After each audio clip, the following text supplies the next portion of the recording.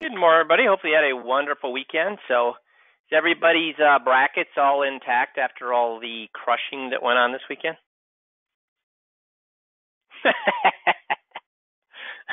I'm getting some no's. We got kind of a fun call today, but it's information that you can actually use with folks. But it's a more of a fun call. 5-minute moneymaker this week you need is actually kind of pertains a little bit to what we're going to talk about today. But 73% of men and 83% of women say that physical cards and mail make them feel more personally connected than digital notes do. So, guys, when you're sending out the epidemic newsletters and the POK checklists and the walk down memory lane, should they be sent via the internet, or via the internet? Now I sound like an old man. I am an old man. Via email or via the snail mail? Which way? Snail mail, right, Nick?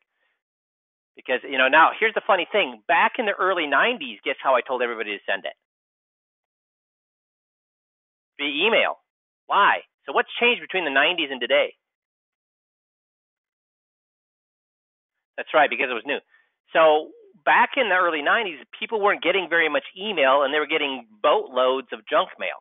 Today, it's completely reversed. So they're getting boatloads of email, but very little mail. So you want to send it via mail. And people, as you can see here, they have a physical connection. It actually makes them feel better when they get the U.S. mail. Breakdown was how do you fix it when you ask a close-ended question in a meeting? So the meeting isn't broken when you ask a close-ended question. There's an easy way to fix it. So make sure you go back and listen to that. I was doing some research and they found out that who do you think cheats more, rich people or poor people? Rich people or poor people? Who do you think cheats more?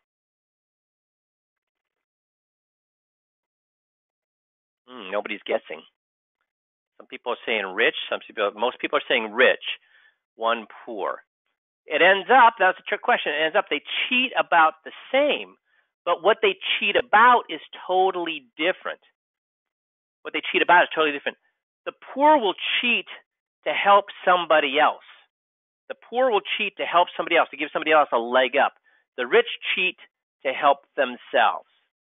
So the poor cheat to help somebody else out. They won't cheat to necessarily to help themselves out. They'll cheat to help somebody else out. But the poor cheat to help themselves out. Now, why do I bring that up? Well, we're in tax time, so I used to have a ton of ways to leverage the tax system to get people into seminars, to get people into meetings, etc. And I quit doing that. I quit using taxes as the main hook to get people in. And the reason being is because it ended up being that people who are middle income or affluent and below, not super rich, but affluent and below, tend to not want to take risks when it comes to their taxes. Why don't they want to take risks when it comes to their taxes?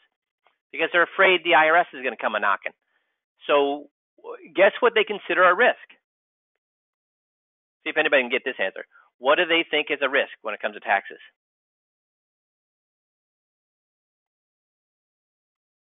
Anything they had not heard about. So if they hadn't heard about it, guess what they thought? Must be illegal.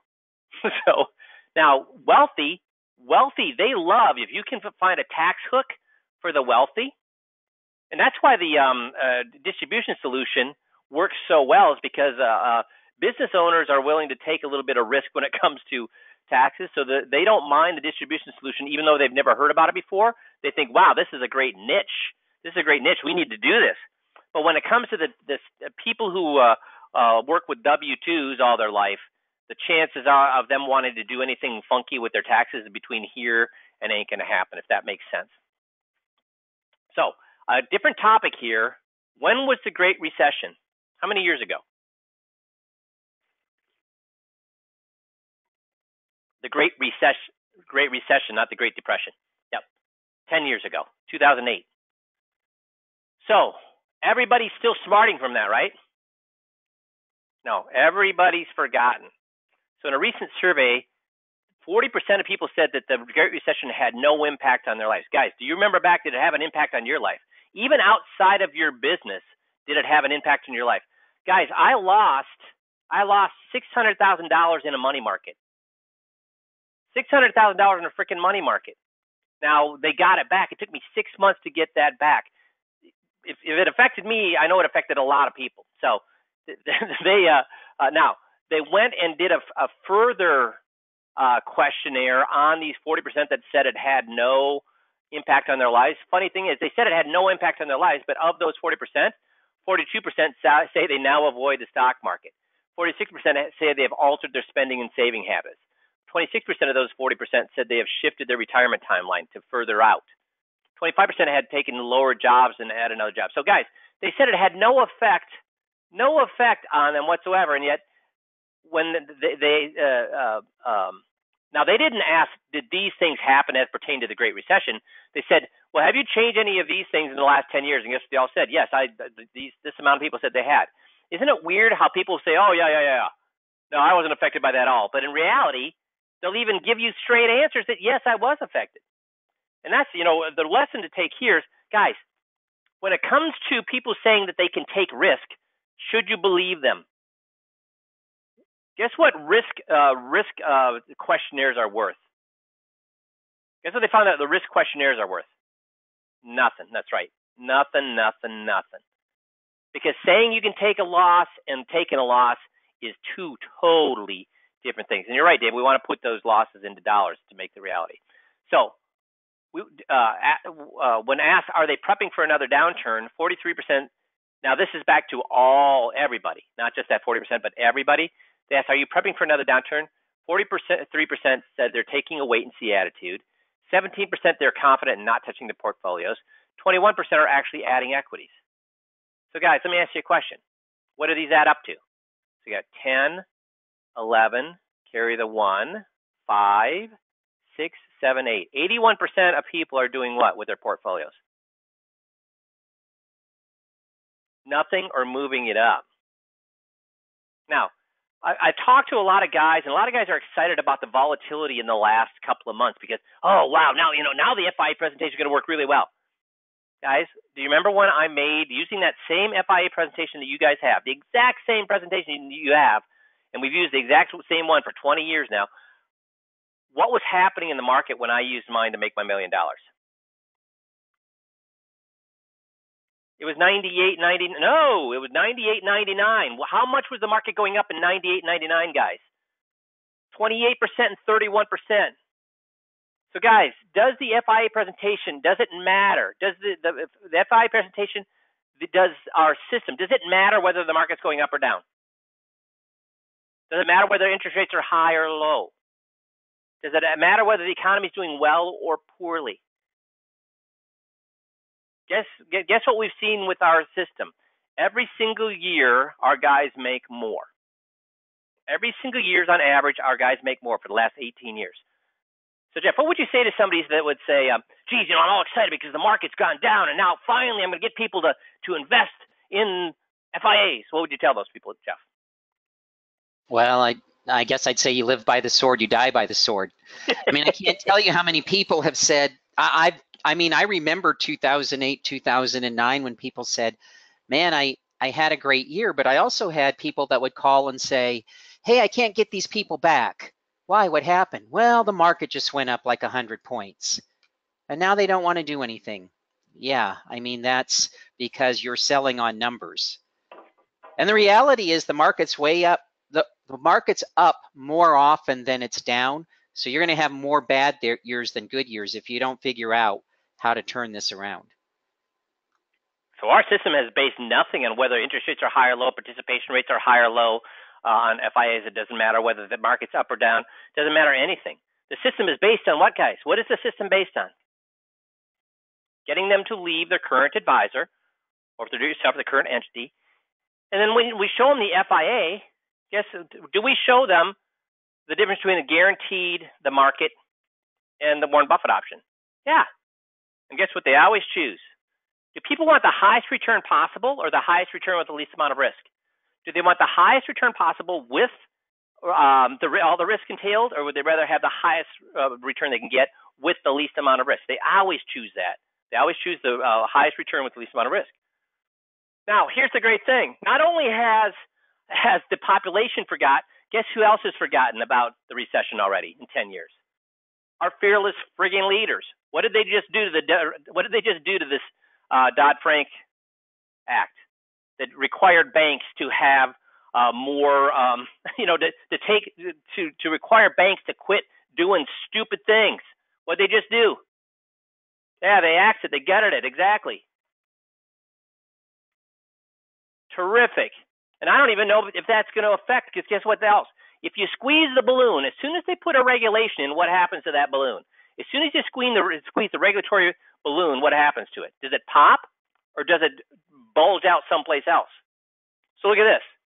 After a crisis, Congress and financial regulators increased regulation and credit risk associated with mortgage lending, including enforcement of stronger underwriting standards for banks. But now new research published by the Brookings Institute, the Brookings Papers on Economic Activity, a boom in non-bank mortgage lending means mortgage market is still exposed to liquidity risk, because they are now with outside of the banking entity. So guess where we're back to, guys? Guess where we're back to? And some of you, thanks again for the people who sent me the Warren Buffett. I actually have a lot of money with Warren Buffett, so I get that as well. But what did Warren Buffett say in his latest letter? What should people expect? What should people expect? Yeah, bad. How much bad? What's he say people should be ready to, how much does he think the market's going to go down sometime in the near future? He said people should be ready to lose 50% of their money again. 50% of their money again. That's what he's predicting. And he's not the only person. Because all of the lessons we learned, it took 1 decade of great returns to erase all of those the lessons. So guys, let's make sure we're aware of what's happening around us. This is not good. Now, and then we got plenty of other risks out there too, right? But what is it that people want? Because, really, are we in the business of giving people the highest rate of return, or are we in the business of giving people what they want? And what do they want? What do they want from us? Well, people say they want to be happy, right? So when they looked at, are you satisfied at all the life satisfaction? We looked at all the different groups. If you have more than 500,000, you're generally going to be satisfied. 250, 500, 90, or you're going to be very satisfied or somewhat satisfied, 100% all the way up to 250 and up. 150 to 250, 97% of people are going to be satisfied. But guys, look at even down here at 30 to 40%, how many people are satisfied with their lives? Most people are not very many people, even at 30 or 40,000. They're satisfied. Most people are satisfied. Look at that. 30, 40,000, 5728 was that 70, 85% of people are satisfied. So what is the difference between being happy and satisfied? I talked about it. Are the people we want, do they have money? Yes. So are they driving the cars they want? Are they going out to eat when they want? Are they going on vacation when they want? The people we want to work with, are they? Yeah. So if we try to get them to change for a good idea, what's the likelihood they're going to do that? They're not. They're not going to do it. So the average American, here's why chasing rates of return for us, helping them chase rates of return, we are idiots. If we're helping them chase rates of returns, we're idiots, and here's why. The average American says they need about 40% more income to be happy. The average American says they need about 40% more income to be happy. Here's the trick. If they make more income next year, guess what they say? If they made 40% more income next year, guess what they say?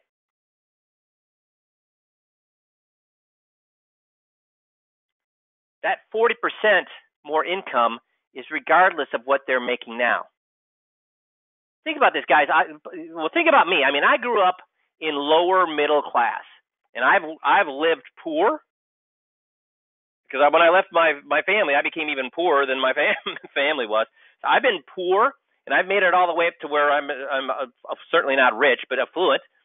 So I've lived through all those things, and every time I made more, guess what I wanted? More. That's just how the human being works, isn't it, for most people?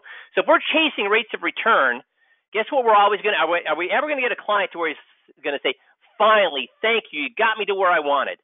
If all we talk about is return, are they ever? No, they're always going to be chasing. They're always going to be chasing that moving target, right? So I'd like to talk about Incomenomics 101, taking control of the retirement. And what do people want in retirement? What is the biggest thing people want in retirement?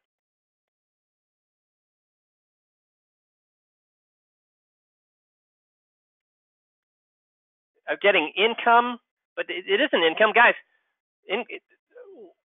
Is that what people want? I can't wait to retire so I have income. Some people are saying security. I can't wait to retire so I have security. I'm getting some lifestyle, but what about their lifestyle and peace of mind? What does it allow them to do? What does it allow them to be? What does everybody want to be? Guys, everybody wants to be happy. That's what they want. They don't want to be comfortable. They don't want to, I can't wait to retire so I can be comfortable. I can't wait to retire so I can have safety. I can't wait to retire so I have lifestyle. I can't wait to retire so I have the ability. What do they want, guys? What do people want? They want to be happy. That's what they want. They want to be happy. Do you get that? And there's been tons of research done on happiness. There's actually a formula for happiness. Happiness equals P plus 5 times E plus 3 times H. What does that mean? P is personal characteristics. So some people are more likely to be happier than others. Some people have rosy attitudes. Some have gloomy attitudes. E is existence, relates to how many friends, your health, your financial stability. So 5 times, man, the number of friends you have, if you have enough money to be financially stable. You see, it's not rich, it says stability. And if you're healthy, that's a huge thing. That's way more even than your personal characteristics, right? H means higher order, covering ambitious self-esteem. Do I feel good about myself? Do I have a good sense of humor? Do I have a reason to get up in the morning? Does that make sense? I mean, think about it. Does that make sense? Now, here's the funny thing. When they looked at what makes men happy, what do you think makes men happy? What do you think makes men happy? Beer and chicks. Well, kind of, because sex is the number one thing that makes men happy. 4 in 10 men will be happy with sex. What do you think the second thing is? We're in the midst of it right now. What do you think the second thing makes men happy? That they jump up and down. Sports. When victory of their favorite sports team. So what do you think makes women happy? Family. Good job. Family. Being with family. And I would say friends are in there too. I would go along with that. So do we capitalize on this with the 5Q system? Our whole non-financial is about this, right? Second thing, it's kind of sad. 2 in 10 are happy when they're losing weight. Now, what was not mentioned in either one of those things? What was not mentioned with the men, and what was not mentioned with the women? Yes, very good. Money. Money was not mentioned. So if you go to somebody, hey, who wants a lot of money? Guess what they're all going to say? But if you say, hey, who wants a lot of money or who wants to be happy, what's everybody going to choose? Would you rather have a lot of money or would you rather be happy? What will everybody choose? Well, at least anybody we'd want to work with, what would they want? They'd want to be happy. So Mom always said, though, money doesn't buy happiness. Money doesn't buy happiness. Ends up, Mom was wrong. Mom was wrong. Studies show that if you win $1 million, guess what you're going to be? Happy. I mean, wouldn't you all be happy if you won $1 million? I would. But I've learned never to bet against Mom because moms are never wrong. Moms are never wrong. It ends up, guess what happens to that happiness? It's gone in a year. In fact, has anybody seen that TV show where they followed lottery winners?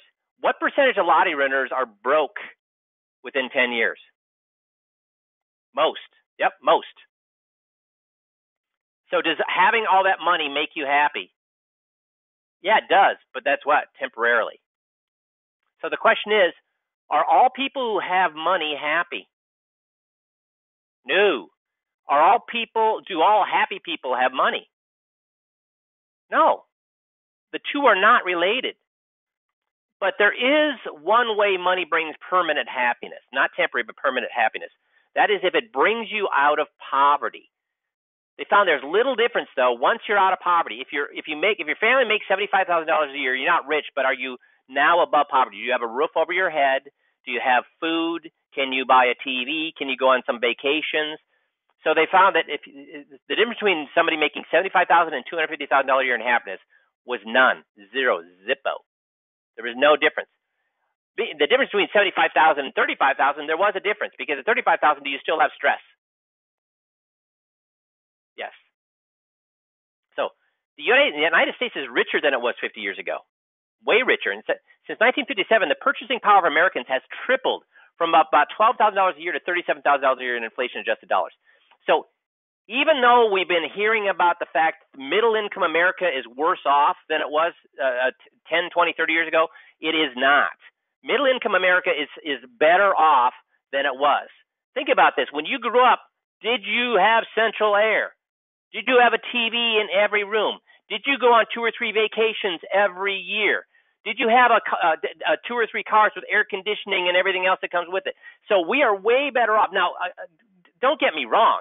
The difference between the billionaires, the gap between wealth and middle class has ballooned. So that there's certainly a wealth gap there, but middle income America is not doing worse off than it did anytime. I know they feel that way, but they feel that way because when they watch TV, guys, if you load us on commercials, every single person in commercials, I don't care if they're selling dishwasher detergent or if they're selling air scent or if they're selling whatever they're selling, what kind of house do they live in? A normal house or a freaking $3 million house? Everybody on TV is what? Rich. So we look at the TV. How do most middle income people spend their time? What do they do with their leisure time? Watch TV. So no wonder they're saying, geez, everybody's doing so well except for me. Dude, how much better are you doing than your dad did 20, 30 years ago? So we're way richer than we were. We're way richer than we were 50 years ago, 40 years ago, 30 years ago. But are people happier, do you think? Nope. And in fact, when Forbes looked at people on the Forbes 400 list, they rated their happiness at 5.8 out of 7. Guess how much different that was for everybody at the average American? 5.6. So how much happier are billionaires than Americans, or the average American, than you and I? Not much. In fact, if you look at the rich and famous, what do they do all the time at age 28? So those of you who know about the age 28 and what happens to a lot of rich and famous, drugs and death, exactly, suicide. So money buys power and flattery, buys big cars, buys jewelry, things, beautiful houses, not homes, beautiful houses, not homes. Sometimes it even buys problems, right? So are these things going to make you happy? They do. How long does buying a beautiful ring make you happy? Very temporary. Big, beautiful car, very temporary.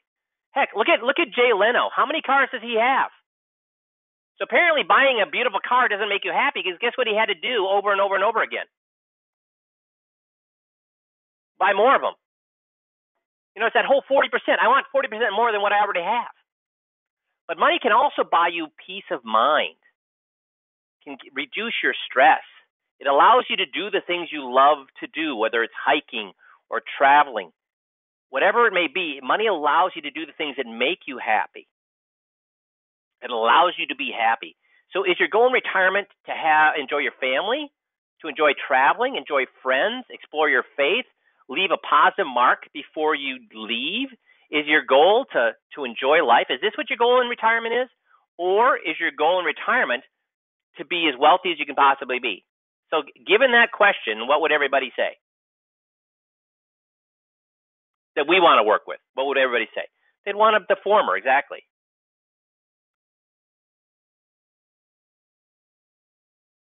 So given the choice, Dave, between one or the other, what would they want?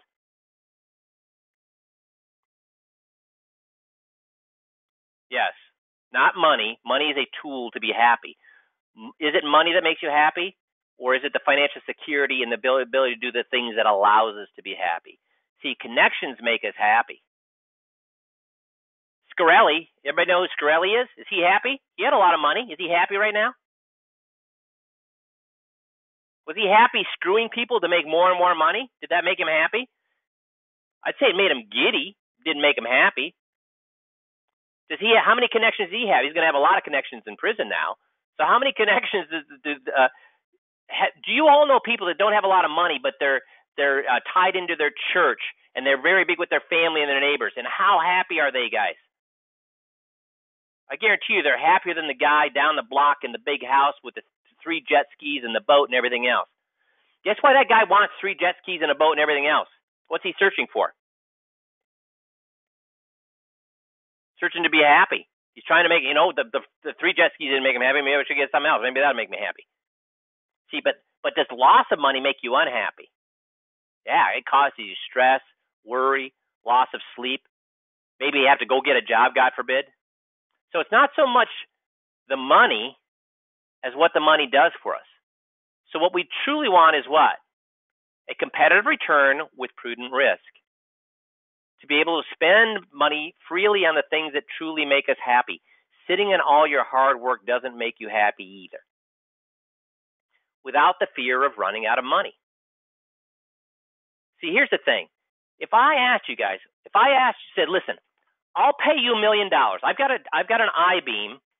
I've got an I-beam at the local playground, and it's 25 feet long.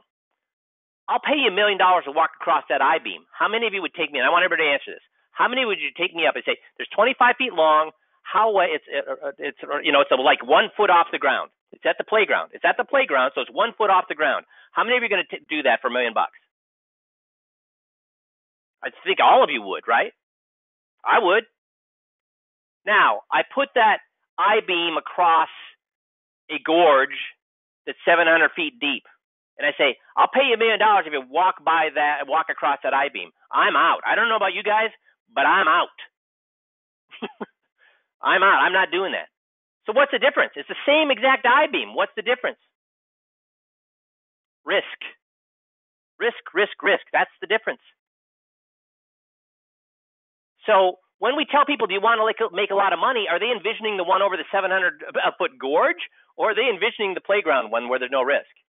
They're envisioning the playground one. So we have to say, listen, I can make you a lot of money. I can get you on this I-beam, and if we get across this I-beam, we'll make a lot of money.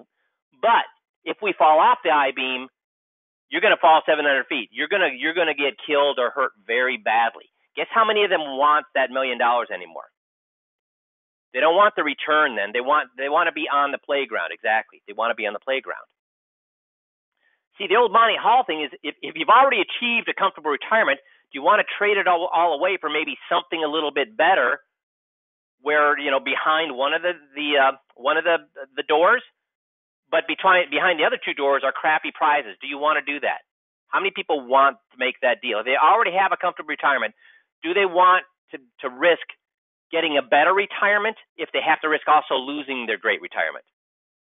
If there's no risk, I'm always going to look for a better retirement. But if there's risk, I'm going to say, you know what, I'm cool with what I got right now. So do you want to trade it all away for what's behind door number 1, number 2, or number 3? If they're already comfortable, how many clients that are retired want to take that risk? And that's the whole thing we run into, right? When we show them, look, I can do better, guess what they say? You're asking me to go choose door number 1, number 2, number 3. I don't know for sure if what you have is going to be better, because it could also be what? Worse. So guess what I'm going to choose? What I'm doing right now.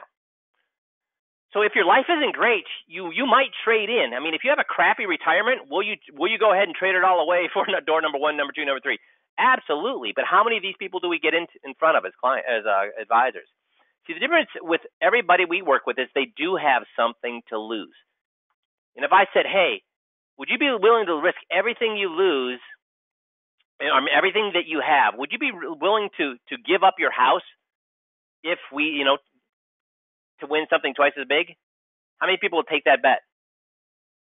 Nobody. Nobody's going to take that bet.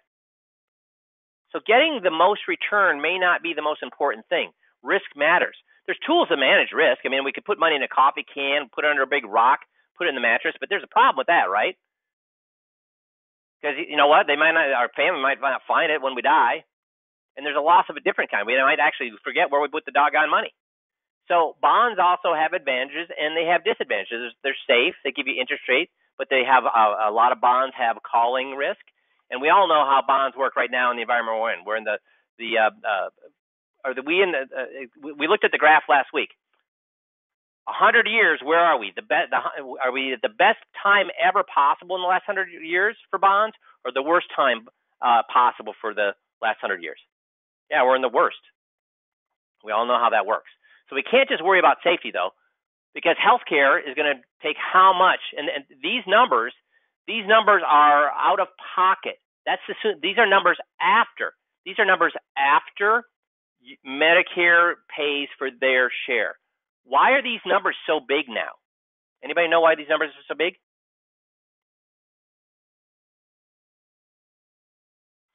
Dave's got it. See if anybody else gets it. Long-term care costs has been around for a long time, so you're kind of right. Okay, well, Dave got it. There we go. John's got it. It's longevity. We're living longer. We're living longer, and we're living longer with more health problems. So guess what's happening? Our health bills are going up. So return keeps us ahead of inflation. That's what we're looking for, right? Return that keeps us ahead of inflation. So what are the tools to manage return? I guess we could do lottery tickets, casinos, Marriott, but there's more realistic ways to do it, which is what? Most people do what? They get into the market to stay ahead of inflation. But as we've said before, does stocks keep you ahead of inflation? Do stocks keep you ahead of inflation? What happened in 2016? Did it keep you ahead of inflation? So the Dow Jones over those 16 years averaged 2.5%. S&P 1.64%. NASDAQ was negative per year for those 16 years. And even if we take the 2.5%, what have we said about that? What have we said about that 2.5%? What's that not including? Fees. You take the fees out, guess what? Certainly you did not keep ahead of inflation. In fact, you were trailing inflation immensely. And stocks don't necessarily keep you ahead of inflation just to 2016. In 17-year period from 65 to 82, the value of the dollar dropped significantly. That $100 bought in 1965 would have cost $311 in 1982. Yet, so what $100 bought in 65 would have cost you $311 in 1982, and yet $100 invested in the Dow in 65 would have been worth only $97 from 1982. That means the market lagged inflation. So this is what it looked like, guys. So that means from 1965 to 2017, over the 52 years, 34 of those years, it did not keep up with inflation. That's 2/3 of the time. And guys, if y'all know what sequence of return is, if people are at the beginning of one of those bad periods, what's going to happen to their lifestyle, their happiness? It's going to go down. See, a lot can happen in 5 years. If the market crashes 50%, like Warren Buffett says, watch out, it's coming again. What do you tell somebody who's 65 and you say, can you not spend any money till you're 70? What can happen in those 5 years, guys, from age 65 to 70? What can happen? Death, yeah, that's one thing, because there's a lot of people that die between 65 and 70. What else can happen? Major life change. What kind of change, Raymond? But you're right, major life could lose. Well, you've lost half your money. Medical, health. So if you want to travel, that's what makes you happy, and you can't because your accounts are down. You have to wait till you're age 70. Is traveling at age 65 and at age 70 going to be the same, or is it going to be different? How about 70 to 75? 75 to 80? I mean, that's things can happen, man. 10 years. What if you have to wait 10 years before you can spend that money? See, when you're 20, can you wait 5 or 10 years for your retirement account to come back? Yeah. But when you're 60, 65, or 70, and we say, hey, don't spend any money out of this, let's wait for it to come back, do you have time when you're 60, 65, 70 for it to wait 10 years for the market to come back? No, you do not. So what has the highest probability of allowing us to maintain our lifestyles, or better said, allowing us to maintain our happiness throughout our retirement?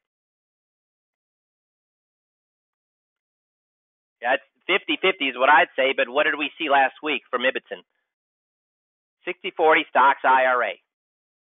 And again, I wouldn't go 60-40. I myself am 50-50. I'm 50% of the market and 50% in FIAs. Because guys, even on my guaranteed side, and the market goes up, am I making money? Yeah. And when the market's losing money, half my money is secure. That gives me great peace of mind. So when you've mastered the Crib Notes motive, your daily practice of MIFT and GOTS, 5-minute money maker and breakdowns, that's when you're going to get every client you want. And you're going to be able to make every single one of those clients happy by not talking about rates of return, but talking about happiness, the things that will give them happiness, lifestyle, and making sure that they never lose that happiness by causing them to lose more money than allows them to maintain their lifestyle and their peace of mind. Does that make sense? So what's our job with folks again? I want everybody to answer this. What's our job with our clients? To get them the highest rate of return? What's our job with our clients?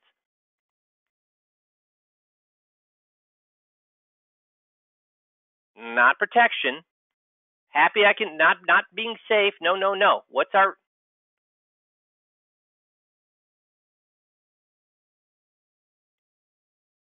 show them, we're getting a lot of being happy. So what allows them to be happy? They need to stay ahead of what? Inflation. They need to maintain their lifestyle. That's what they want. In a 50-50 portfolio, this is what's going to allow them to maintain their lifestyle. So we need to quit chasing rates of return. We have to start chasing maintain of lifestyle. We have to start chasing where you're going to be okay if the market goes up. You're going to be okay if the market goes down. And you're going to be okay if the market goes sideways. You're always going to be okay. Does that make sense? And that's not what all of our competitors are doing. So, and unless you educate your clients, now more and more clients are getting this, but you're still going to have to help them realize that. And that's really what the FIA presentation does. Cool. So any questions, concerns, or I'll let you go early. Awesome possum. You guys have a great rest of the week. Oh, and I'll be gone. I'll be gone on vacation next week. So if you need anything, make sure you reach out to Trisha to get on my calendar this week. Otherwise, I will be back first week of April. Thanks, everybody. Have a great week.